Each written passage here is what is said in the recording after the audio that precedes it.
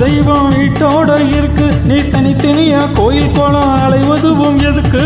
அம்மாவின் பாதத்தில் கற்பூரம் கொளுத்து ஆனந்த கண்ணீரில் அபிஷேகம் நடத்து. காட்டு விலங்கெல்லாம் கொழுத்தாத்த மதிப்பு, அடக்காவி துறவி எல்லாம் அழிஞ்சாத்த மதிப்பு, வன கொஞ்சம் இருந்தாலும் கொடுத்தாத்த மதிப்பு, நீ மகன் என்றால் உன் தாயை மதிச்சாத்த மதிப்பு.